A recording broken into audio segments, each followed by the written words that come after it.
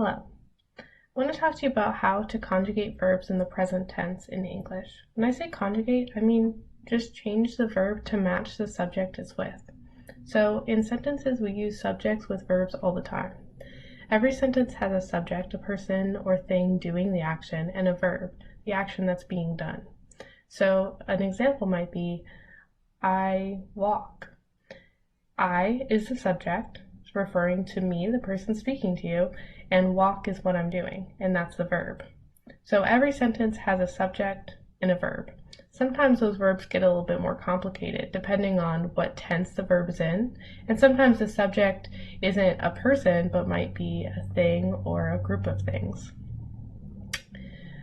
So we're going to talk a little bit just about the present tense. So this is the most simple version of using verbs.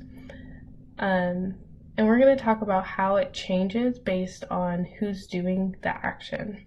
In other words, what the subject is. So first of all, I want to talk to you a little bit about what the different options for subjects are using this fancy little chart. So in this column, we'll have singular subjects, that's one person or thing doing the action.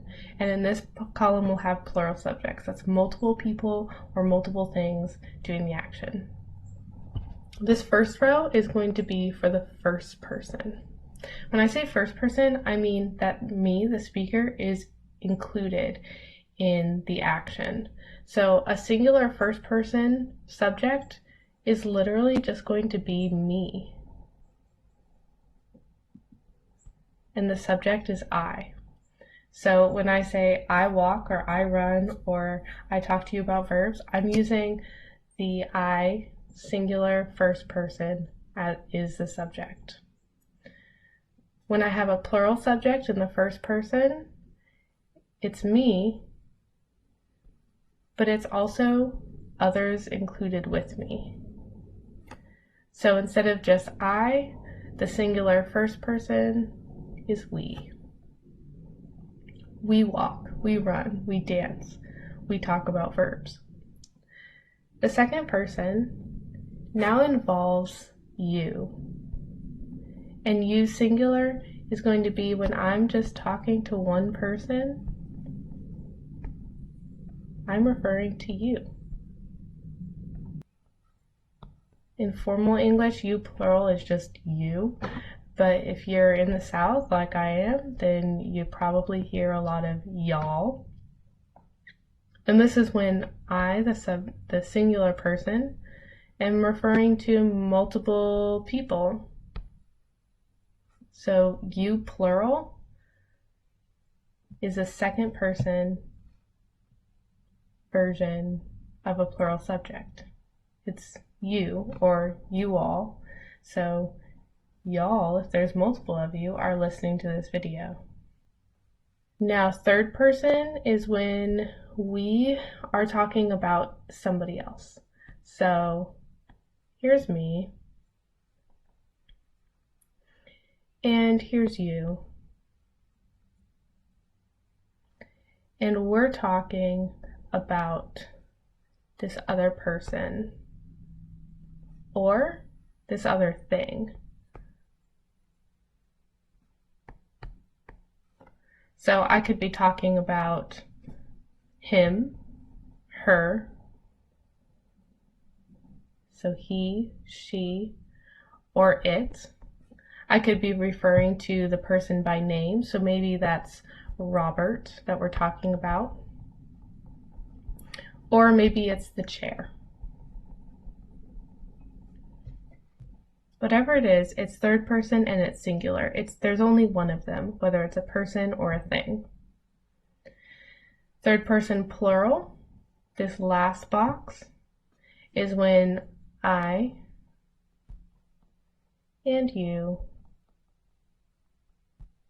are talking about multiple other people, or multiple other things. So now we're talking about they, and they could be those people. They could be, we could call them by name. We could say the Smiths, or they could be those things. So we could say the chairs.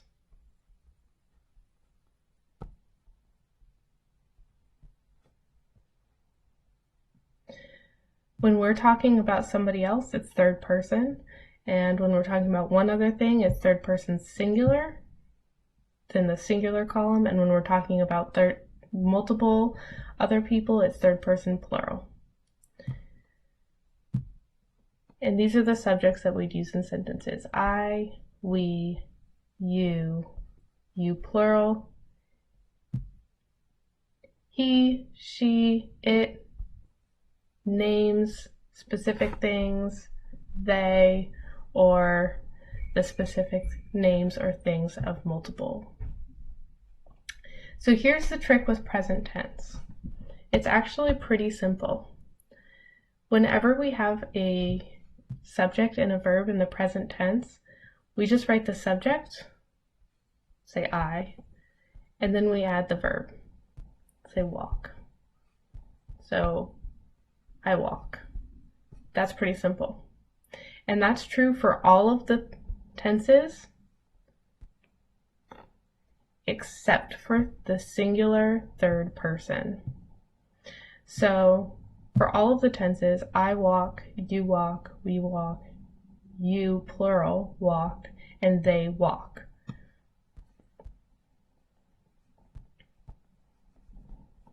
Or let's say run.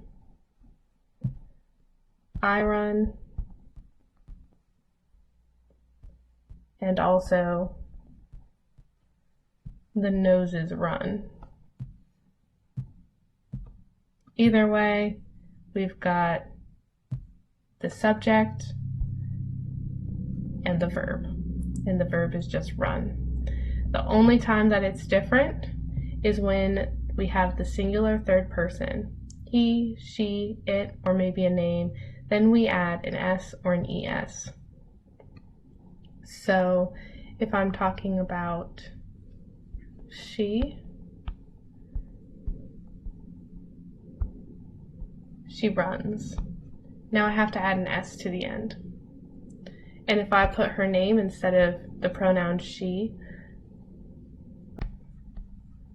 it's the same thing. It's going to be Roberta runs. Let's say I have the dog watches.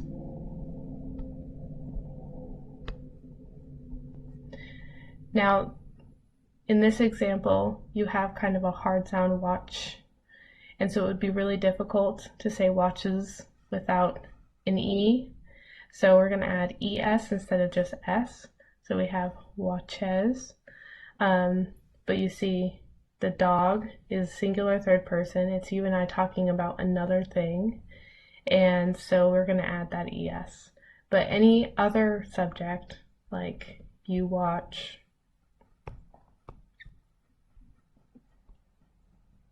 or I watch, you just have the verb. And that's all there is to it. Present verbs are pretty simple. Just pay attention to if you have a he, she, it, a name, a singular thing. If you've got the third person singular, then you have to add an S or an ES. And be careful of verbs such as study that end with a Y, because when you put that in the third person singular, that Y is going to change to an IES, just like you would with making a single noun into a plural noun. If it ends with Y, it changes to IES. And so instead of he study, we have he studies with an IES at the end.